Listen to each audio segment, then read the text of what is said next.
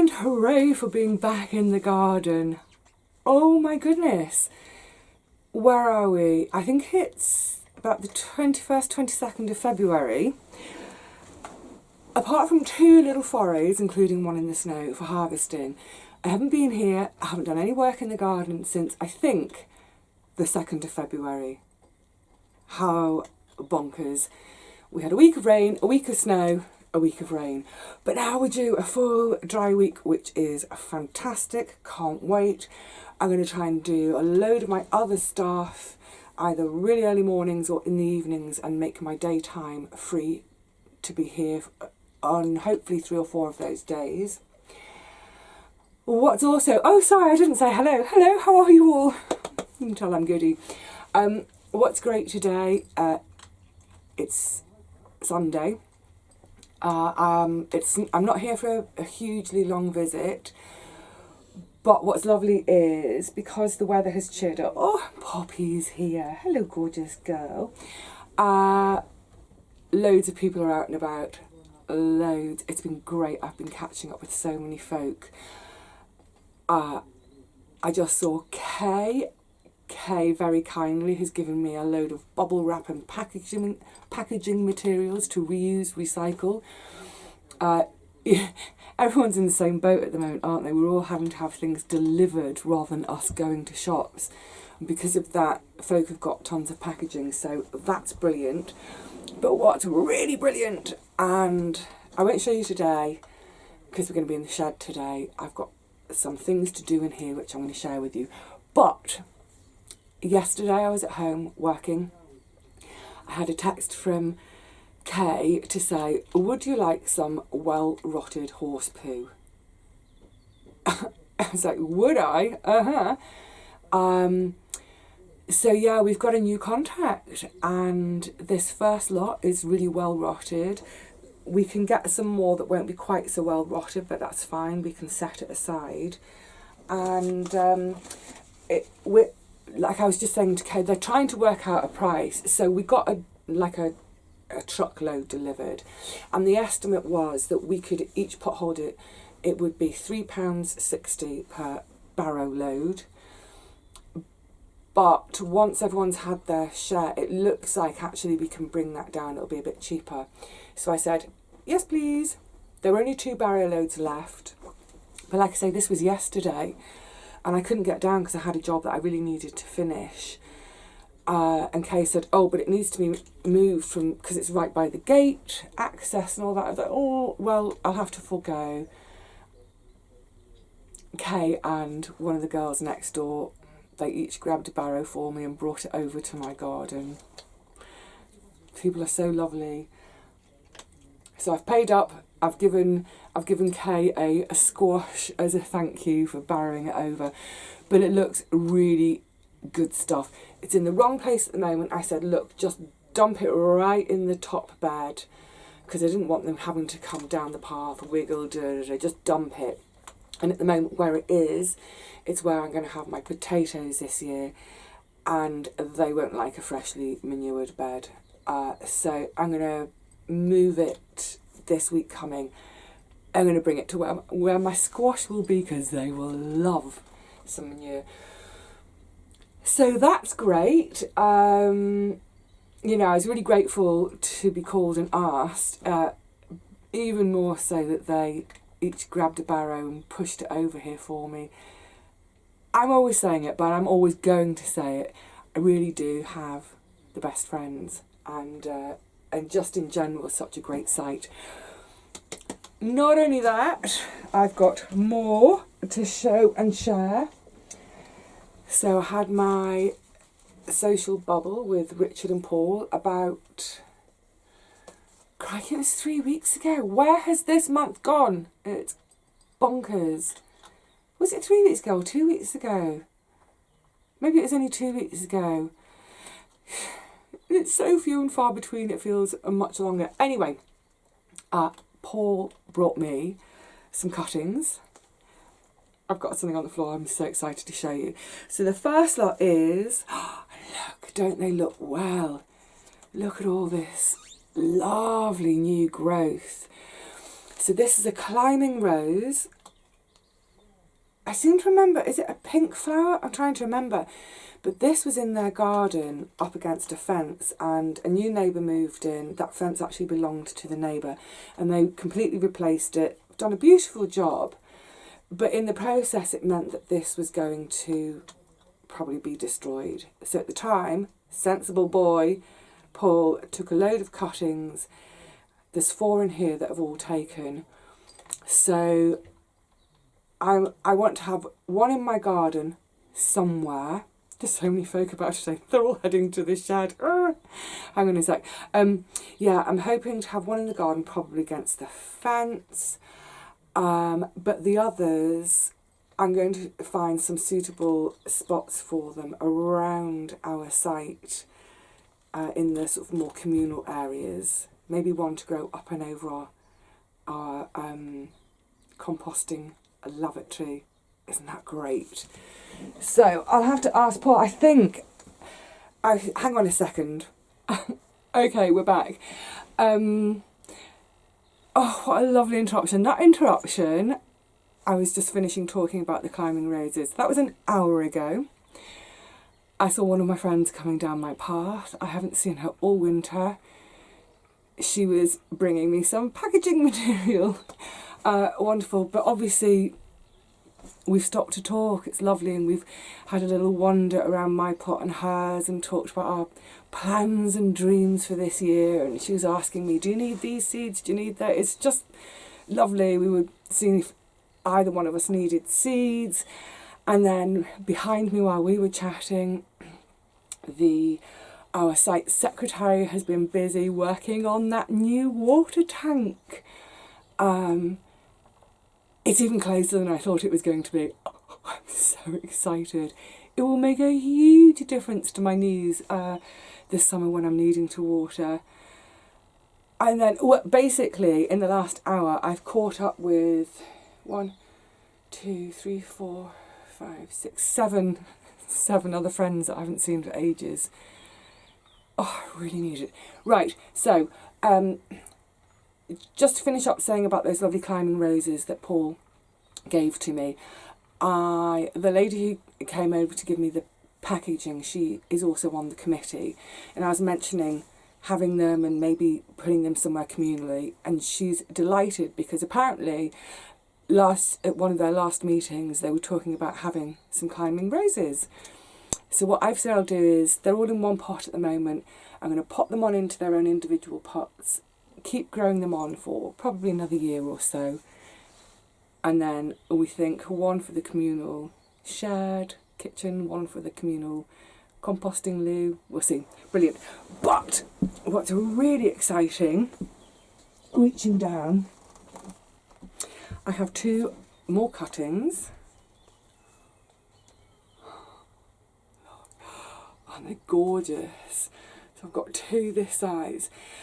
Now this, I'm going to go through all its names because you may know it as different things. So this is what Paul calls Portuguese cabbage. It's also known as Portuguese kale. It's also known as Couve Tronchuda. I don't know quite how to say it. Couve Tronchuda. I'll write that in the title so that you know. Now, it'll get big. It's going to get to 3-4 feet high maybe. It's a delightful cut and come again veg. I'm going to put it down, that pot's quite heavy. So, like I said, it's sometimes called cabbage, sometimes called kale. It's sort of between the two, in so much as, unlike most cabbages, it doesn't form a heart, it doesn't form a head. It's all the leaves, so it's like kale from that point of view. But the leaves themselves are like cabbage. The ribs are also quite fleshy and juicy and good to eat, whereas quite often with kale, the ribs are tough and not so good to eat. So yeah, somewhere between a kale and a cabbage, known as Portuguese cabbage or Portuguese kale or Couve Tronchuda.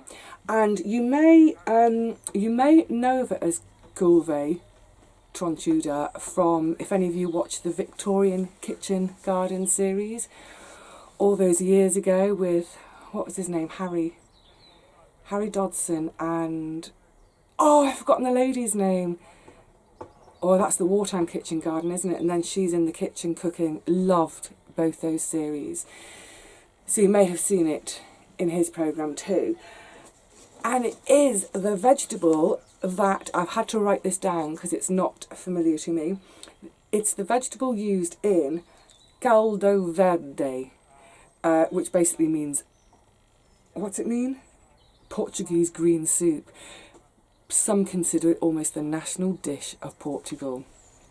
So it's, actually, and also for those of you in the States and North America, you could think of this, if you look up recipes for Caldo Verde, Verde is the green bit, I'm sure, I don't speak Portuguese, the green bit, if you don't have Portuguese cabbage, kale, use what you guys all call collard greens.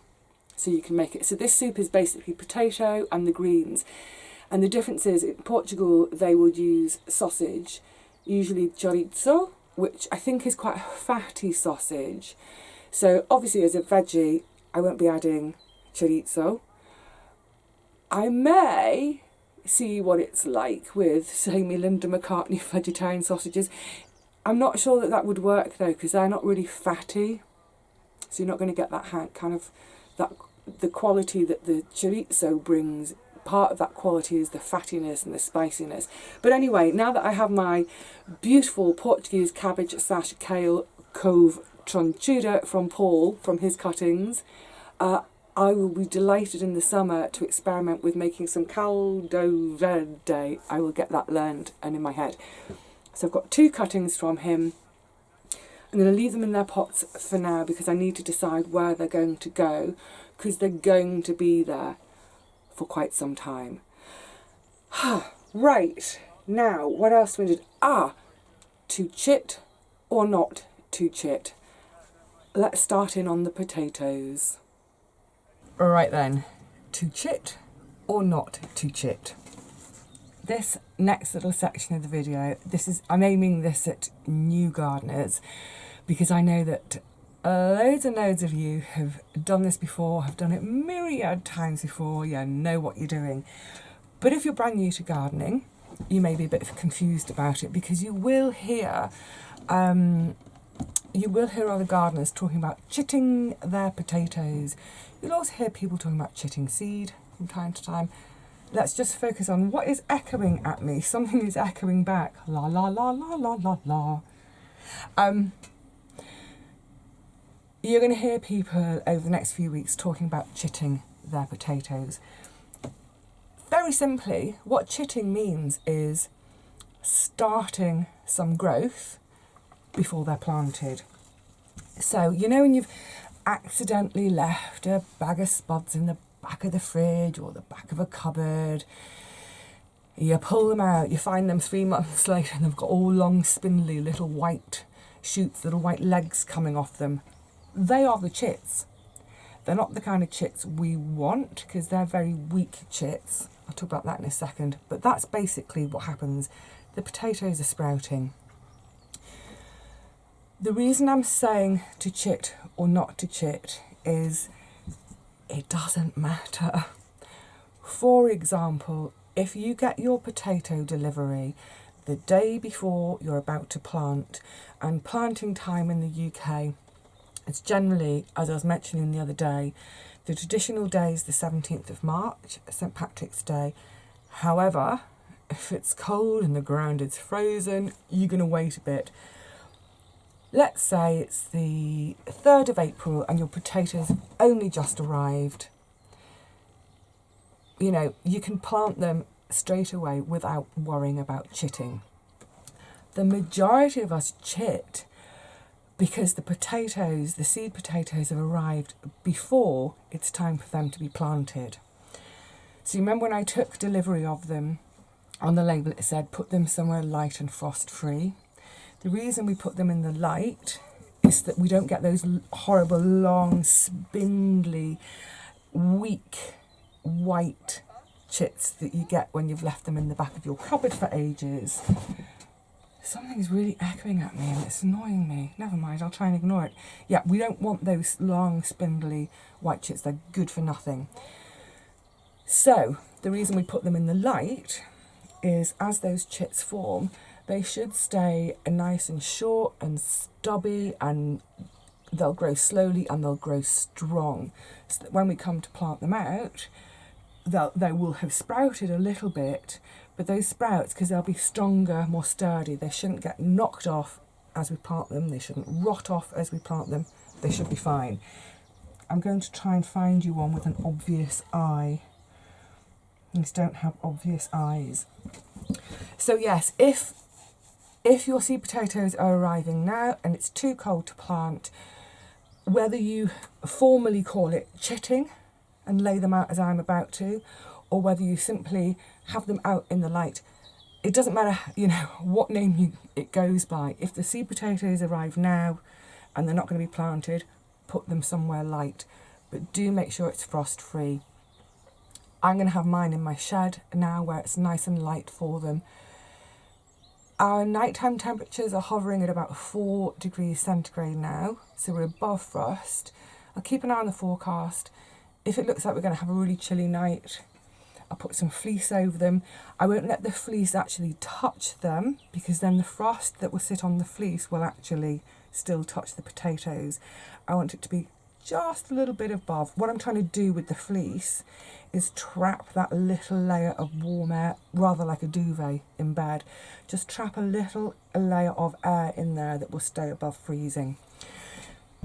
So your spuds have arrived. It's weeks and weeks to go before planting. What to do. So if you have a look, you see on the top, see with these, you can almost see where it's sort of almost wanting to sprout. Very simply, and you can do it with whatever you've got to hand. You'll see a lot of people use egg boxes, some people use seed trays. I'm going to use these cells, and very simply, one spud per cell, stand it up in there. I like to do it in these cells so that I can actually separate all the spuds, and then just in case one of them is a bit hinky, it's not going to spread its hinkiness to the others. So literally that's it. I'm just going to, sometimes it's not obvious which way is up. Actually, I need to separate my 3 layers here. It's not always obvious which way is up. Have your best guess. Then in a couple of weeks' time, hopefully they will have just started to sprout and you can see. So when you come back to your shed, wherever it is, you've got them a couple of weeks later, just have a little look, and it may be that, oh, you had it the wrong way up. Just turn it the right way up. Look, the bottom line is this. 2 important things to remember when you get your seed potato order. If you're not going to be planting them straight away, store them somewhere that's frost free and somewhere where they've got the light. If you've got a spare bedroom at home, for instance, that has all the heating turned off, the door is shut to the rest of the house, it's relatively cool in there, pop them in there. We don't want them too warm, we don't want them to go mad. So yeah, pop them in a spare room, on a windowsill. I probably wouldn't put them in direct sunlight, but if you've got a sunny windowsill, as in a light windowsill, just doing that. I wouldn't put these in my south-facing window at home, for instance, because it's too hot for them. The light in the shed, the temperature in the shed, nigh on perfect for them. And then, in the meantime, between now and over the next 4 weeks or so, what I like to do with my trenches that I'll dig for the potatoes, before planting day, let's say I was aiming to plant on the 17th of March, around about the beginning of March, I will aim to get those trenches dug, opened up, prepared to receive the potatoes. And one of the reasons I like to get my trenches done a couple of weeks before planting day is I'm going to be going down into the soil about 12 inches or so, between 20 and 30 centimetres down. By opening the trenches up earlier than planting day. My theory behind that is that the sunshine can get down there, that soil can just start to be warmed up a little bit. If I just put them straight in, I don't know, I've got a feeling that that soil might be a couple of degrees colder if I didn't do it. So yeah, I do that. Open up my trenches now, or now-ish, let the sun get down there, warm that soil up a bit, and then when it comes to planting day, in theory I should have nice sturdy chits and nice warm trenches to put them into. Oh, I can't wait, I can't wait, I can't wait. Today is one of those days because it's so warm, well, mild and relatively bright. There's tons of folk around. Absolutely, it has given me that buzz. Wow, I don't think there's a drug on the planet, naughty or prescribed, that gives this same feeling. Oh, I love it, love it, love it. And the quiet and the birds, but all the time in the background, and just hear little pockets of chatter as friends are reconvening, reconnecting. Just everyone giving everyone else a little bit of love. Whilst we give our gardens a bit of love. Special. I thought I'd give you a quick first glimpse of... Oh, I was going to show you something else, but look! My first little sweetheart little crocus out. I can't remember the name of this one. Is it the Battolini? No, I think the Battolini is on the other side. What I wanted to give you a first quick squiz of is... Okay, you know the layout of my pot by now. I'm at the bottom end. That's the top end up there, main path. And so water tank is up there and around the corner a bit. I want to show you a glimpse of the new one. Oh my goodness, look how close it is. It's there. Oh, I'm so excited. This is ridiculous. Getting so excited about something like this. So when I was first told about it, I actually thought it was going to be there. This is even better. It's even closer. I don't know what its capacity is. What does it say there? 25 gallons, but obviously it's perfect size for me to dunk my big watering cans in. And just to give you an idea of what a joy this is going to make watering for me, well, as joyful as it can be, dip my watering can in here and then, look, there's my bed. It's 2 metres away from this bottom bed. And this bed will be squash again this year. It'll be the vertical rather than the horizontal squash. And they do like to be kept well watered. So, oh my goodness, honestly, this, you know, it's little things, isn't it? But cutting down on metres and metres and metres of walking with 2 full watering cans because they're heavy. Oh, it'll be brilliant. So yeah, this water pipe, obviously it was laid under this path and it connects to other tanks further up. But yeah, that's a nice, neat, fantastic job. I can't wait. You know what though, today, yes, that's excited me. Seeing friends has excited me. More than anything, oh, it's just so lovely to come back here after what feels like quite a long absence, apart from to harvest. But I haven't done any work. I haven't felt at one with my garden. There's loads to do, absolutely loads. And you know what, I cannot wait to get stuck in. I really can't. It feels, I don't want to speak too soon, but I can feel that